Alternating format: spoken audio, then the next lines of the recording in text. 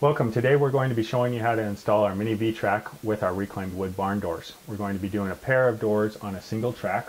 One's going to be on the left, one to the right. They're both going to open to the middle. We've gone ahead and cut our track to length to fit exactly in between our two walls. It's about 98 7/16. We've made our doors about 32 3/4 inches wide, so about a third.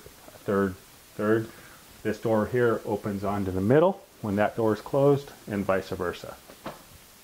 All these dimensions are for the V-track are available on our website at reclaimedlumberproducts.com. You can buy both our door slab and our track hardware there in the online store with free shipping. They're all in stock. We'll custom make any door you want to any size you like also. The key dimensions to think about when installing this V-track is the height over the door slab. We require 2 inches of clearance, and that's not from the top of the opening, that's from the top of the door slab.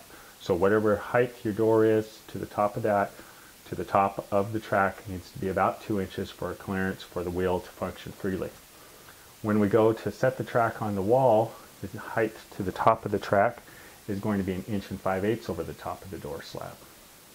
So what we do is we start at the bottom. We have floor guides. They're 1 inch tall. We try to have them go into the door about a 1/2 inch.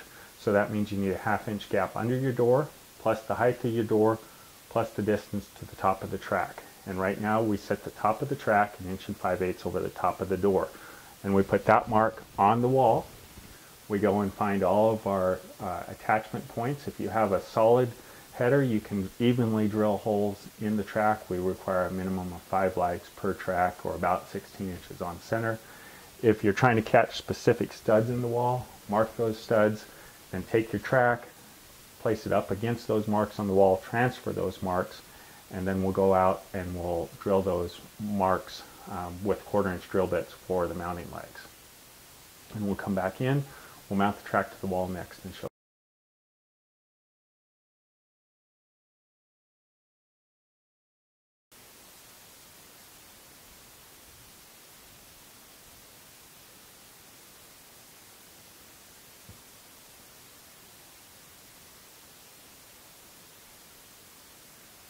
Okay, so what we've done now is we went ahead, installed the track on the wall. We went to the top of the track mark that we had on the wall. We put 1 lag in the center.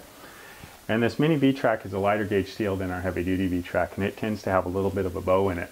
So what helps is if you put a level on it, then you can go to the ends, pre-drill your hole with a drill bit before mounting your lags, and you can go and flatten your track with your level. Look at your level, pull it down a little bit before you pre-drill your hole, and pre-drill your holes.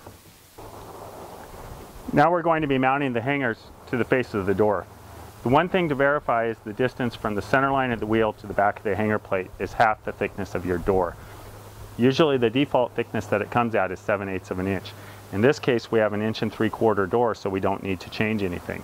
If you do need to change something, you can move some spacers around, washers on the wheel front to back or behind it to adjust that distance. Your setup came with 2 plywood spacer blocks. One sets the distance from the edge of the door to the edge of the hanger. The other sets the distance from the bottom of the wheel to the top of the door. You can use a quick clamp and clamp the hanger to the face of the door, and then use the hanger as a guide to drill your mounting bolt holes. Make sure the door and the hanger are square to each other. This 1 1/8 inch distance from the edge of the door to the edge of the hanger needs to be straight and parallel. Then the 1/4 inch distance from the top of the door to the bottom of the wheel. Clamp your quick clamp down, and then use your drill to drill your mounting holes. Now this distance from the edge of the door to the edge of the hanger can be adjusted if you like, if you're trying to mount a door on a track that is something other than twice the width of the door. There is a special formula in our installation instructions that gives you information where you can move the hanger left to right on the door, or move your stop bolt holes to compensate for that. I won't go into that detail right now. Use a 3/8 drill bit to drill your mounting bolt holes.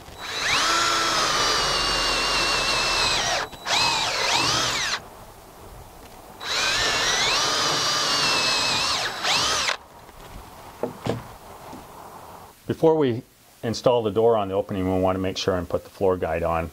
It's centered left to right and front to back on the door, whether the door is fully open or fully closed.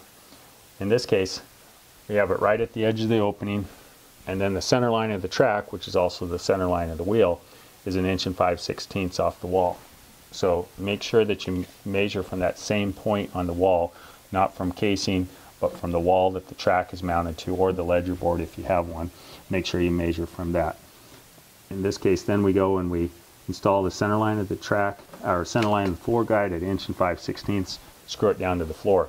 It's really hard screwing over the top of carpeting. Sometimes you need to put a block underneath of it to make sure that you have the floor guide the right distance underneath the door, because the pad will mess you up when you're trying to screw it down.